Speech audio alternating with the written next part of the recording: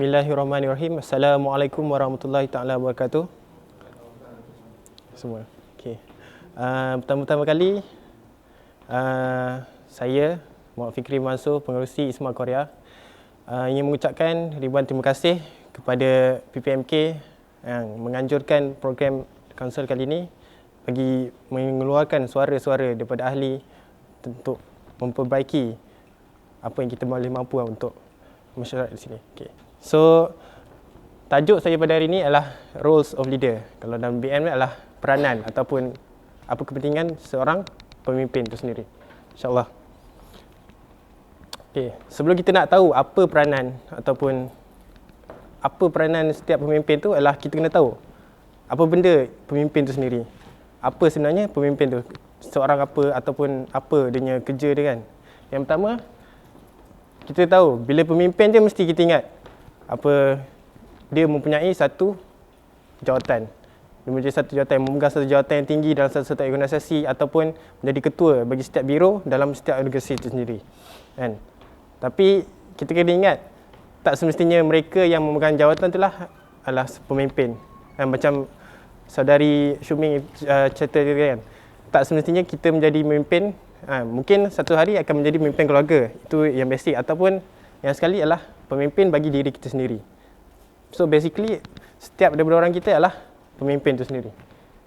Dan contoh bila kita diterima sebagai saya sendirian pengerusi ISMA Korea, saya diterima jawatan tersebut dan apa yang harus saya lakukan adalah meletakkan satu diri kita sendiri sebagai satu jawatan itu sendiri. Contoh kalau kita terima biro media, kita kena meletakkan diri kita sebagai satu identiti yang membantu organisasi itu dalam sektor media. Itu adalah pemimpin. Seterusnya adalah pemimpin ni adalah mereka yang mempengaruhi orang sekitarnya. Setiap tingkah laku dia, setiap percakapan dia, setiap tutur katanya adalah mempengaruhi setiap orang sekitar, terutamanya mereka yang berada dalam ahli organisasi itu sendiri. Itu adalah pemimpin.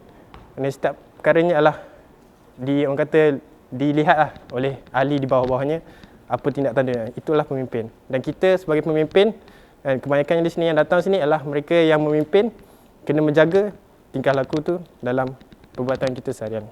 Itu pemimpin. Dan seterusnya, pemimpin, bila kita kata kalau dengar pemimpin, yang pertama sekali mereka yang memegang kuasa kan. Macam yang pertama tadi, mereka yang memegang jawatan.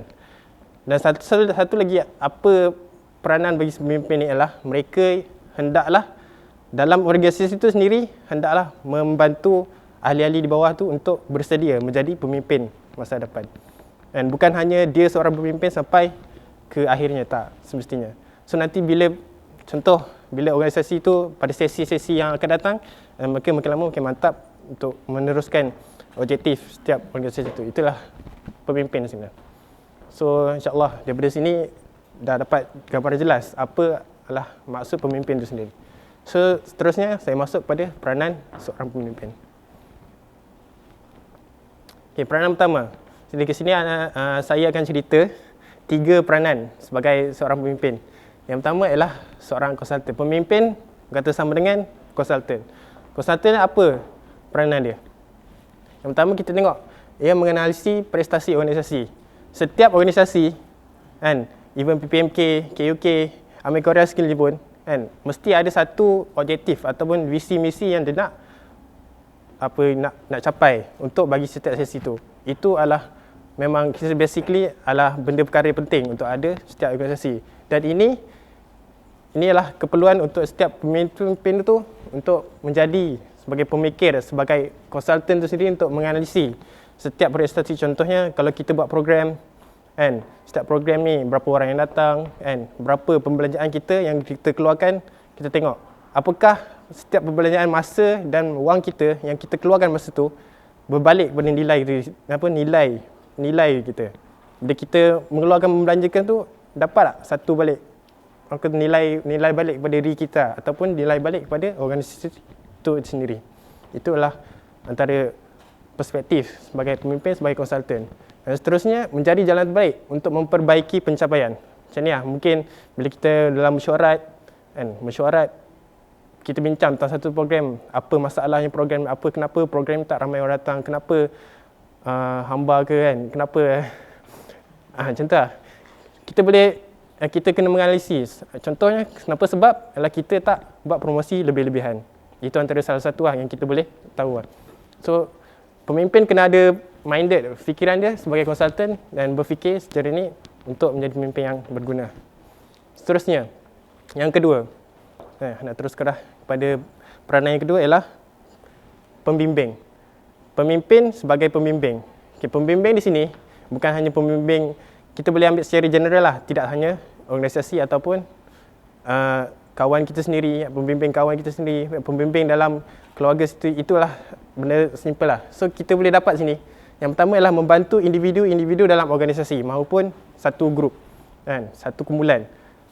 Kita membantu individu, selalunya bila dalam organisasi ni akan ada individu ataupun yang baru, mungkin ada yang baru masuk organisasi ataupun mungkin ada yang dah lama kan. So dengan perbezaan antara dua tu kita akan nampak kan. Tapi daripada sini mereka yang lebih ke atas tu haruslah sebagai pemimpin kena memberitahu ataupun membantu apa yang dimampu untuk pendatang yang baru tu lah. Itu adalah pembimbing. Kita membantu dia. Dan seterusnya membaiki kelemahan teknik. Contoh, kita ambil contoh lagi lah, apa dalam biro media kan, dalam AJK Media, Exco Media kan, ikutlah. Mungkin ketua tu sendiri mungkin tak fasih ataupun tak biasa dengan Photoshop ataupun dalam edit ke, ada membuat video. Mungkin dia tak semahir, tapi kita yang berada dalam organisasi tu, contoh kita sebagai setiausaha ke ataupun bendahari, kita pun boleh bantu dia. Bukan semata-mata kita hanya bendahari, kita buat kerja, kira duit dia, tak. Kan? Itulah sebagai peranan kita sebagai pemimpin untuk membimbing mereka yang ada dalam organisasi itu.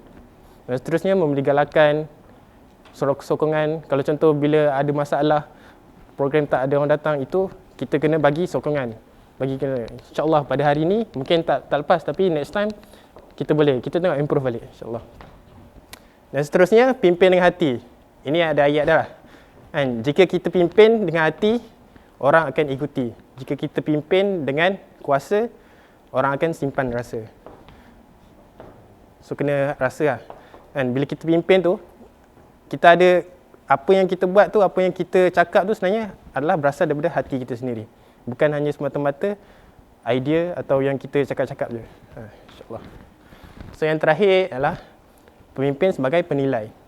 Penilai di sini ada dua perspektif lah. Yang pertama, menilai macam tadi, setiap program kita, bagaimana kita nak bagi lancar ataupun nak bagi dapat sokongan, itu adalah yang pertama. Yang kedua adalah menilai ahli dalam organisasi itu sendiri. Kan? Kita kena pasti setiap karakter ahli itu sendiri. Mungkin satu karakter ahli tu dia pendiam ataupun malu nak cakap, bila mesyuarat je dia orang yang takkan berkeluarkan suara dalam mesyuarat tu kan. Tapi tak semestinya dia sahabat tu ataupun individu tu tak ada idea dia. Sebenarnya mungkin dia malu nak cakap, tapi dia dah fikir dalam otak, cuma malas nak ataupun susah nak cakap. So kita boleh, bila kita tahu karakter setiap orang tu, kita boleh kenal dia dan kita approach dia ataupun kita jumpa dia, kita tanya apa masalah kan. Itu adalah sebagai peranan sebagai pemimpin tu sendiri. Dia kena menjadi penilai. InsyaAllah. So itu adalah peranan yang ketiga. So untuk mengakhiri kan, speech kali ini, inilah antara kata-kata. Generasi muda hari ini adalah sandaran kepada kegemilangan hari esok. Kan? Kita kena tahu, pemimpin tu, jiwa adalah jiwa pemimpin. Tiap tutur kata dia adalah, kata-kata setiap percakapan adalah tutur kata seorang pemimpin. Tindak tanduk dia adalah seorang pemimpin. Maknanya setiap apa pergerakan yang dibuat tu semua adalah pemimpin. Kita boleh nampak kat situ. Kan? Daripada sini, dah habis lah. Yang terakhir lah, ini. So, bagi kita, generasi muda tadi, tu sebenarnya nak bagi encouragement atau nak bagi motivasi pada setiap audien ataupun maupun yang datang sendiri, pemimpin tu sendiri, untuk mengenal pasti dalam diri dia, supaya meletakkan satu semangat atau motivasi dalam diri dia untuk menjadi pemimpin pada waktu sekarang. Kan? Untuk bila masa hadapan nanti, insyaAllah kita akan lebih senang, mudah kan, kalau kita dah belajar daripada awal kan, insyaAllah. So yang terakhir saya tinggalkan speech pada ini adalah sebagai kepimpinan adalah tindakan, bukan semata-mata jawatan. Kena pegang dalam hati tu, tak semestinya apa yang kita buat tu. Kita kena buatkan apa yang kita cakap, insyaAllah. So sampai di sini saja.